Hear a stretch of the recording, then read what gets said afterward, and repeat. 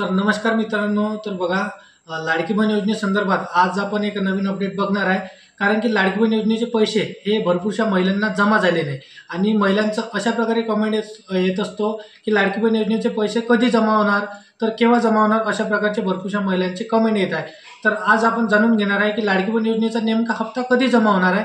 तर संपूर्ण माहिती जाणून घेऊया आजच्या व्हिडिओमध्ये. परंतु तुम्ही जर का चॅनलवर पहिल्यांदा आला असाल तर चॅनलला सबस्क्राईब करून साईडला दिलेल्या बेल नोटिफिकेशनला प्रेस करून ठेवा, जेणेकरून अशीच महत्त्वपूर्ण व्हिडिओची नोटिफिकेशन तुमच्यापर्यंत येत राहील.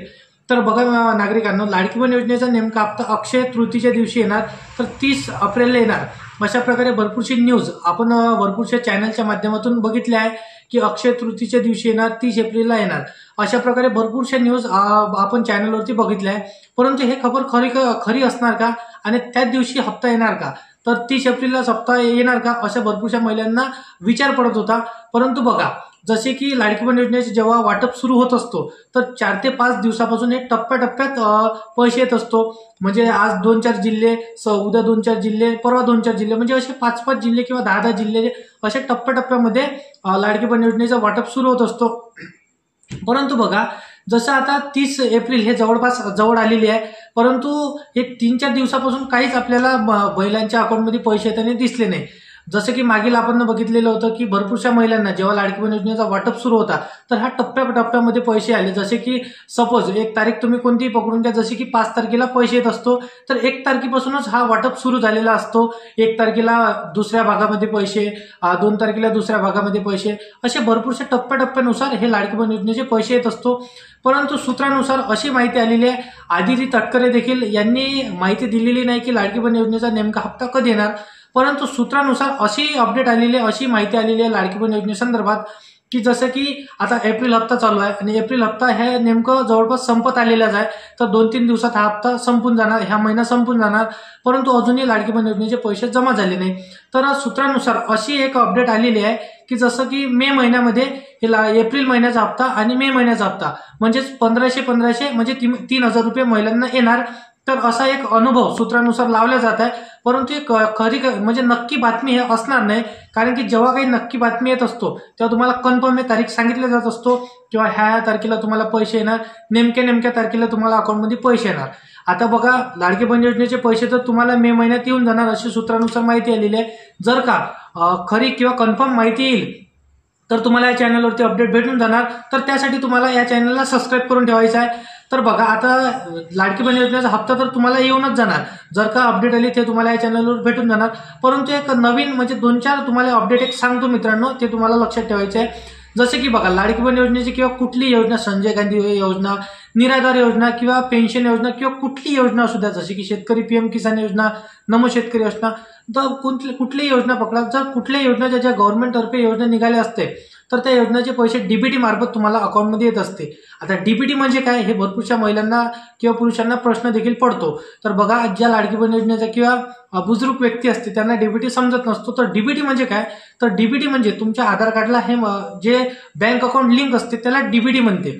तर डीबीटी मार्फत जसे की तुमच्या आधार कार्डवर हे पैसे टाकत असतो, आधार कार्ड नंबरनुसार पैसे टाकत असतो, तर तुमचे जे लिंक असते अकाउंट, तर त्या ज्या लिंक अकाउंट आहे तर त्या अकाउंटवर ते पैसे जात असतो, म्हणजेच त्याला डीबीटी म्हणत असतो. तर हे तुमचे इनेबल आहे का हे तुम्हाला चेक करावं लागणार आहे. कारण की बघा, लाडकी बहीण योजना जेव्हापासून सुरू झाली तेव्हापासून हे अर्ज चेक करणे सुरूच होते. आधी राशन कार्डावर चेकिंग लावली होती, पिवळं राशन कार्ड, सेंद्रिय राशन कार्ड, तर पांढरं राशन कार्ड, असे भरपूरशा राशन कार्डनुसार चेकिंग प्रक्रिया सुरू झालेली होती. त्यानंतर महिलांच्या नावी कुठली कार आहे का, 4 व्हीलर गाडी आहे का, किंवा महिलांच्या नावी कुठली मोठी जमीन आहे का, 5 एकर किंवा 10 एकरपेक्षा त्यांच्या नावी जमीन आहे का, किंवा कुठल्या गव्हर्नमेंट जॉबवर त्या महिला आहे का, किंवा त्यांच्या घरी कोणी गव्हर्नमेंट जॉबवर आहे का, त्यांचे पती हे गव्हर्नमेंट सर्व्हिसवर आहे का, किंवा त्यांच्या पतींच्या नावी किती एकर जमीन आहे, प्रॉपर्टी त्यांची टोटल किती आहे, किंवा त्यांच्या घरामध्ये कोणी इन्कम टॅक्स आयकर भरत असेल का. तर असे भरपूरसे हे त्यांनी इथं म्हणजे नियम लावलेले होते. लाडकी बहीण योजना जेव्हा काढलेली होती तेव्हा नियम लावलेले होते. तर जेव्हा निघाली होती तेव्हा सरसकट हे भरपूरशा महिलांना पैसे दिले. परंतु स्टेप बाय स्टेप जेव्हा दुसरा हप्ता, तिसरा हप्ता, जसजसे हप्ते वाढत गेले तसतसे चेकिंग प्रक्रिया सुरू झालेली होती. तर आताही देखील भरपूरसे अर्ज हे चेक करणे सुरू आहे. आणि डे बाय डे हे अर्ज रद्द करण्यात येत असते आणि चेकिंगनुसार महिलांना हे लाडकी बहीण योजनेतून वंचित करण्यात येत आहे आणि भरपूरशा महिलांना इथून अपात्र करण्यात येत आहे। म्हणून तुम्हाला हे महत्त्वाचे अपडेट सांगत आहे की तुम्ही जसं की डीबीटी आहे हे तुम्हाला चेक करून घ्यायचं आहे। त्या व्यतिरिक्त बघा, जसं की तुम्ही फॉर्म भरला असेल, आता त्यावेळेस तुम्ही टीसी दिली किंवा जन्माचा दाखला दिला किंवा राशन कार्ड दिला, जे कुठले तुम्ही डॉक्युमेंट दिले असेल तर त्या डॉक्युमेंटवर आणि जसं की तुमचं महत्त्वाचे डॉक्युमेंट आधार कार्ड आणि बँक पासबुक, तर या तिन्ही डॉक्युमेंटवर तुमचे नाव हे एकसारखे आहे का? म्हणजे जसं की तुमचं नाव आता सपोज कुठले नाव असेल तर जसे की स्पेलिंग मिसमॅच, एखादं अक्षर जास्त आहे का, एखादं अक्षर कमी आहे का, हे तुम्हाला चेक करून घ्यायचं आहे। अन्यथा कमी जास्त असेल तर त्यामध्ये करेक्शन तुम्हाला करावं लागणार आहे।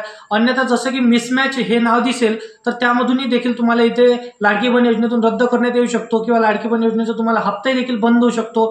तर कायमस्वरूपी एकदाचा हप्ता बंद झाला तर डबल तुम्हाला हप्ता सुरू होणार नाही।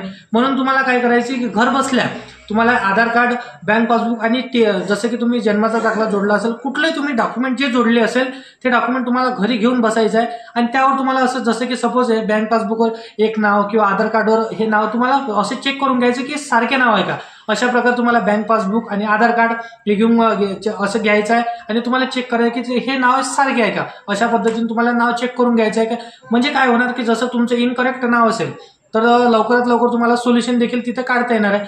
अन्यथा काय होईल, जेव्हा तुमचं तिथं चेकिंग होणार आणि त्या चेकिंगमध्ये जर तुमचं इनकरेक्ट नाव दिसेल किंवा अलग अलग नाव दिसेल तर तेव्हा तुम्ही रद्द होऊन जाणार आणि लाडकी बहीण योजना कायमस्वरूपी बंद होऊन जाणार। मग तुम्ही डबल अप्लाय देखील इथे करू शकणार नाही। म्हणून तुम्हाला ते घर बसल्या चेक करून घ्यायचं आहे। जर का त्यामध्ये तुम्हाला त्रुटी दिसेल आणि नाव अलग अलग दिसेल तर तुम्हाला आधार सेंटरवरती जाऊन ते आधार कार्ड अपडेट करून घ्यायचं आहे। सिंपल, तर तुम्हाला ते आधार कार्ड अपडेट करून घ्यायचं आहे। परंतु जर तुम्ही हे छोटंसं काम जर केलं नाही आणि त्यामध्ये जर तुमचं इनकरेक्ट दिसलं तर तुमची लाडकी बहीण योजना देखील बंद होऊ शकतो। तर जर आणि तुमच्याकडे महत्त्वाचं म्हणजे पिवळं आणि केसरी राशन कार्ड असेल तर तुम्हाला कुठलीही इथे टेन्शन घ्यायची गरज नसणार आहे। तर बघा, पिवळं आणि केसरी राशन कार्ड ज्यांना म्हणजे 1 लाखाच्या आतील उत्पन्न असते, 1 लाखाच्या आतील उत्पन्न ज्यांचं असते त्यांनाच पिवळं आणि केसरी राशन कार्ड दिलं जात असतो। आणि लाडकी बहीण योजनेमध्ये 2.5 लाखापेक्षा जास्तीचं उत्पन्न नसावं अशा प्रकारे असं त्यांनी इथं नियम ठेवलेला होता। तर जसं की तुमच्याकडे पांढरं राशन कार्ड असेल तर तुम्हाला थोडी दिक्कत येऊ शकतो, परंतु पिवळं आणि केसरी राशन कार्ड असेल तर तुम्हाला इथं कुठली भीती नसणार आहे। तुमची लाडकी बहीण योजना कायमस्वरूपी सुरू राहणार आहे। आणि अशा प्रकारे तुम्हाला एक जे मी सांगितले महत्त्वाचे पॉईंट हे तुम्हाला चेक करून घ्यायचं। आणि महत्त्वाचं म्हणजे जसे की अक्षय तृतीयेच्या दिवशी येणार लाडकी बहीण योजनेचा हप्ता, हे देखील तुम्ही महत्त्वाची अपडेट जिकडे तिकडे ऐकली असेल किंवा भरपूरशा चॅनलच्या माध्यमातून बघितली असेल।